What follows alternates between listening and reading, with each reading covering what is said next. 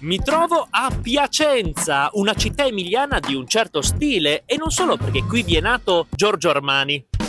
A Piacenza finisce la via Emilia. Se partite da Rimini e arrivate fino a qui, vincete la coppa. Sì, la coppa piacentina. Qui ho scoperto tantissime cose interessanti, quindi mettetevi comodi e preparatevi a conoscere Piacenza se avete fegato. E se non l'avete lo trovate qui, poi ve lo mostro. Sto per raccontarvi Piacenza.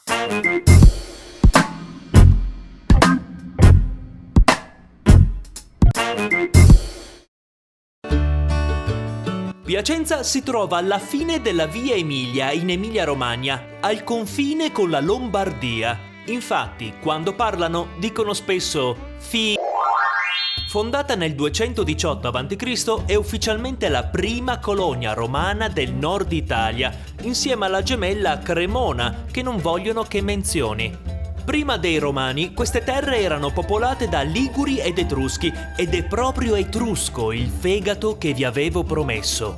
Ritrovato a Settima, che per chi non lo sapesse si trova nella frazione di Gossolengo, che per chi non lo sapesse è vicino a Piacenza, è uno strumento che veniva usato dagli auguri etruschi per leggere il fegato delle capre e predire il futuro. Era diviso in varie sezioni: cielo, terra, acqua e le relative divinità annesse. È raro trovare un utensile etrusco così ricco di dettagli, in grado di rappresentare uno spaccato della loro spiritualità. Lo trovate nel Palazzo Farnese, che se non sapete cos'è è perché non ne ho ancora parlato, ci torneremo più avanti. Ma non solo fegato si trova a Piacenza, qui vanno forte i salumi piacentini, la coppa, la pancetta, la spalla, il salame. Fanno anche i peluche del salame. Mi sono preso un panino di barbabietola con pancetta piacentina, crema di pecorino e cipolle caramellate agli agrumi, la prima cosa che ho trovato, insomma. Dolce tipicissimo la torta di Vigolo, un paesetto qui vicino, con la cioccolata. L'ho morsicata per sbaglio prima della ripresa. Coi primi passi del Medioevo viene fondata la Basilica di San Savino. Non fatevi spaventare dalla noiosissima facciata settecentesca, dentro è romanica fino al midollo. Guardate il pavimento, questo è lo stile che ci piace. Siamo sopra un mare pieno di pesci, perché il pesce è il simbolo segreto di Gesù. Pesci molto romanici. Cosa c'è, San Savino? Per terra? Ah, un pesce, sì, li ho visti anche io. Sculture interessanti. Persino Gesù ha lo sguardo di chi ne ha viste tante. Sorridi? No, è un video. Altri mosaici nella cripta, con i segni zodiacali e i mestieri nei mesi. Una sirena che mangia una testa. Si racconta che nella cripta ci siano le reliquie di tutti e 12 gli apostoli. Una signora ha chiesto se fosse vero, dico solo che la scienza non ha dimostrato il contrario.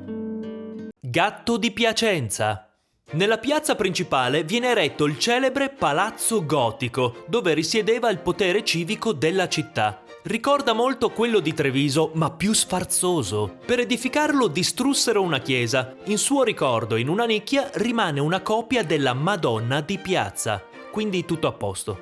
Immancabili misure medievali su pilastro. Le città medievali italiane si somigliano tutte. È stato edificato da Alberto Scoto, capo dei mercanti e signore della città. Ospitò persino Petrarca. Peculiare il rosone francescano in un edificio civile. Draghetto del Palazzo Gotico. Ho trovato tanti draghetti nel Palazzo Gotico. Il patrono di Piacenza è Sant'Antonino e questa è la sua basilica. Quello che interessa a noi però è di lato. Siccome per Piacenza passa anche la via Francigena, la via che collega Canterbury a Roma, per accogliere i pellegrini è stato costruito l'Arco del Paradiso. È uno dei più antichi esempi di romanico. Anche uno dei più pesanti, a quanto pare. Qui inoltre vennero discussi con Barbarossa i preliminari della pace di Costanza, quella che rese i comuni italiani molto più indipendenti. C'è anche una targa, perché i preliminari sono importanti. Questo è niente po' di meno che Papa Gregorio X. C'è anche una targa, perché il fatto che fosse piacentino è importante. Per il suo ruolo di crocevia tra Via Emilia e Via Francigena, Leonardo da Vinci chiamò Piacenza la terra di passo. Un nome geniale, non mi sarei aspettato nulla di meno da Leonardo. Gatto smarrito di Piacenza. Tommy. Aperitivo con un friulano piacentino Doc, che dopo avermi offerto un vinello mi ha accoltellato. Tipico friulano. Un altro perfetto esempio di romanico è la cattedrale di Piacenza, come potete vedere. Ricorda il Duomo di Parma, vero? Grazie all'ultima versione di intelligenza artificiale ve la mostro senza velo.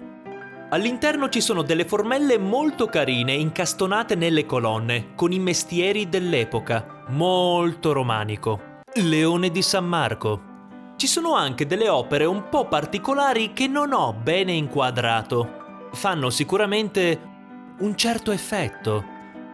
È possibile salire per vedere da vicino la cupola dipinta da Giovanni Francesco Barbieri, per gli amici Guercino, che significa strabico, begli amici. Anche verso la cupola ci sono opere contemporanee sparse qua e là.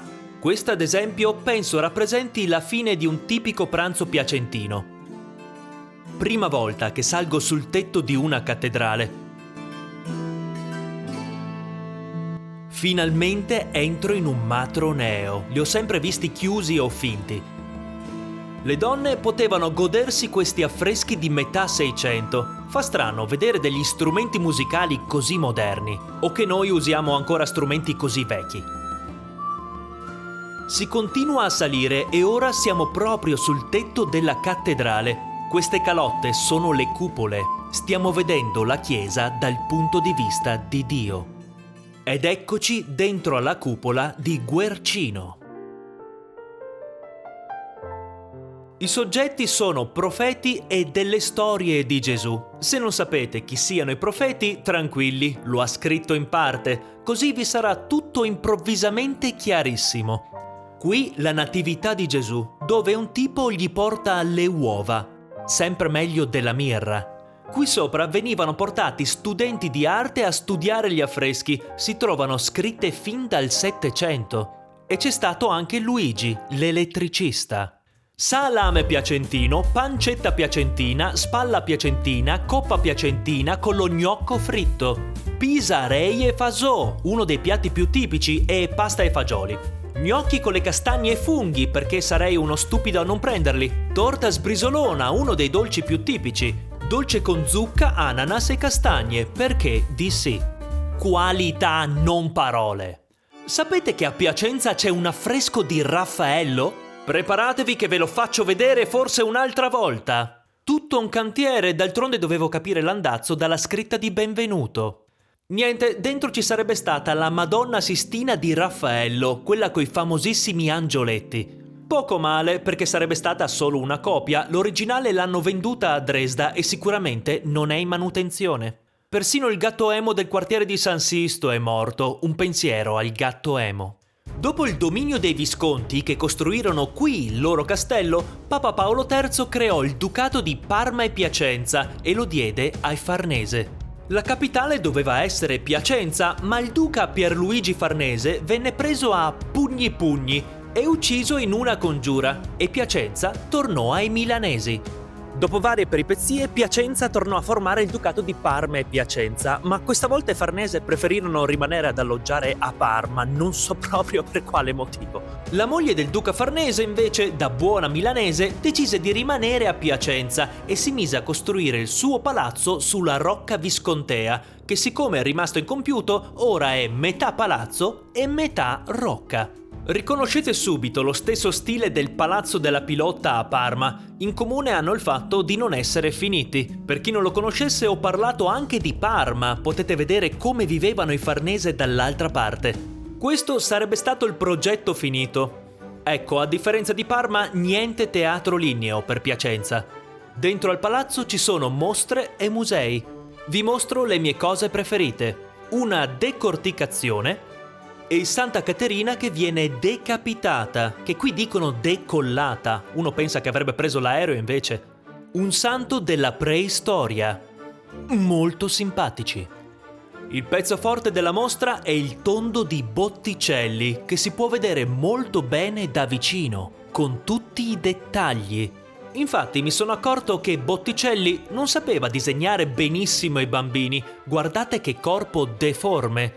Dai, 20 euro e me lo prendo io. Questa veduta è molto suggestiva. Riprovo a fare un aperitivo col friulano ed è andata meglio. Tortino di zucche e lenticchie, gnocchi di castagne e zucca con fonduta di toma. È tipico? Facciamo più o meno di sì. Attenti ai gatti di Piacenza. In Piazza dei Cavalli vengono erette, pensate che coincidenza, le statue equestri di Alessandro e Ranuccio Farnese, commissionate da quest'ultimo. Considerate tra le sculture più raffinate del barocco. Guardate i cavalli, che aria fiera e intelligente che hanno. Sotto Ranuccio bassorilievi della pace e buon governo, sotto Ale la guerra delle Fiandre. Oggi sembra che abbiano fatto una rievocazione del campo di battaglia. Girando per le strade noterete che tantissimi palazzi mostrano com'erano un tempo. La loro anima piacentina è ancora viva. Quando l'ho notato ci sono rimasto di stucco. Ai margini del centro c'è la Basilica di Santa Maria di Campagna, molto sentita dai piacentini. In questo spiazzo venne indetta in un concilio la prima crociata. C'è anche una targa per ricordarlo. Molto ironico che fosse posizionata su un ospedale psichiatrico.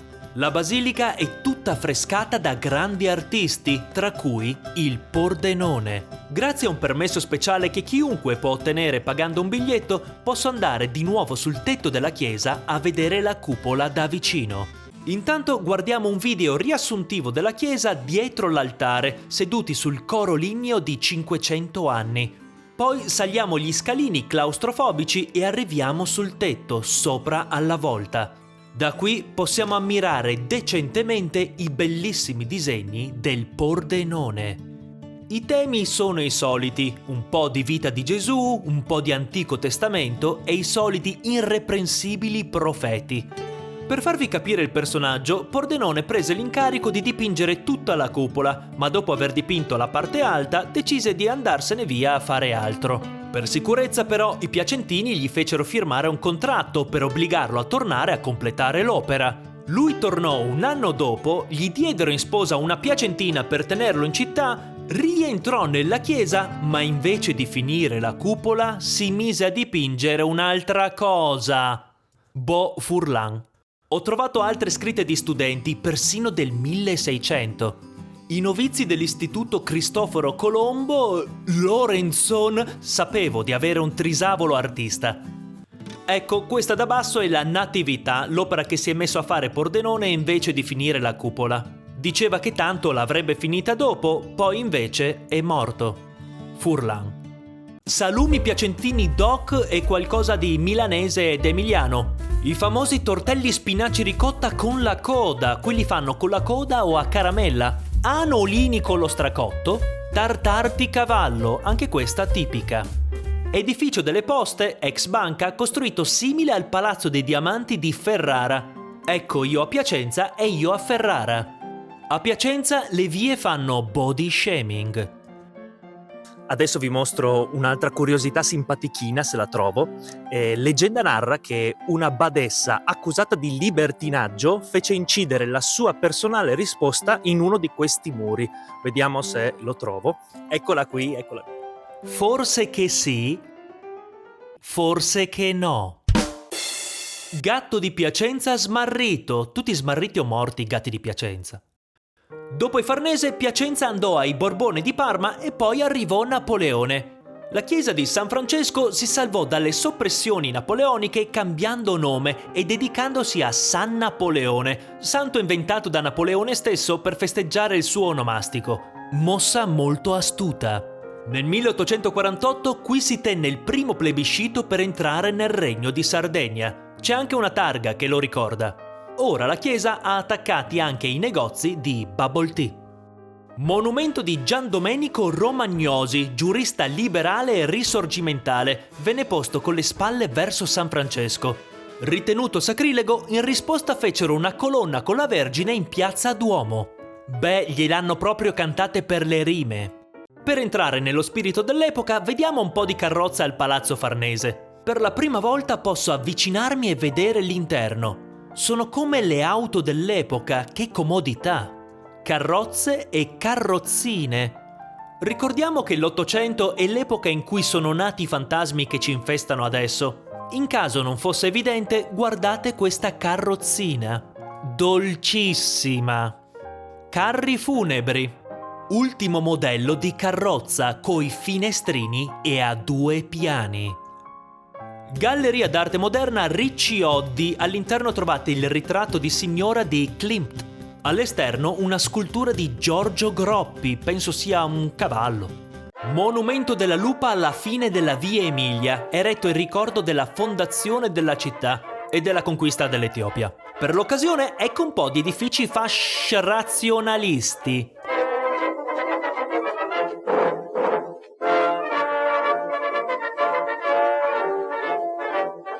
Quelle sospettose decorazioni ai lati della scritta INA. Cane futuristico. Davanti a San Savino ci sono dei giardini che per la loro forma e il fatto che costarono una caterva, i cittadini denominarono dispregiativamente giardini Merluzzo. Contrariamente ai giardini davanti alla stazione, che sono davvero adorabili, soprattutto in autunno, con degli archi piacentini dove passare. Progettato dal giardiniere dei Savoia in stile romanico, si è meritato quindi un nome più grazioso, sono i giardini Margherita, che casualmente era il nome di Margherita di Savoia, la regina d'Italia. E questa era Piacenza. Con questa città finisce anche la nostra avventura alla scoperta dei capoluoghi dell'Emilia-Romagna. Ho cominciato per caso col Malloppone su Bologna, uno dei documentari più corposi che abbia fatto, più delle lasagne. Ed è successo che mi hanno chiamato dalla regione e Visita Emilia-Romagna per fare un documentario così anche su tutte le altre grandi città, dando inizio a questo lungo viaggio in cui ho scoperto l'Emilia-Romagna. Erano indecisi tra me e Alberto Angela, ma io costavo di meno. E quello che vi ho mostrato è solo una parte di questa regione. Esiste un mondo nell'entroterra fatto di castelli infestati, ville di personaggi famosi, grotte di formaggi, natura, Appennini, insomma ghenè in Emilia-Romagna. Ghenè. Spero intanto che questo viaggio insieme sia stato piacevole. Anzi, sia stato Piacenza.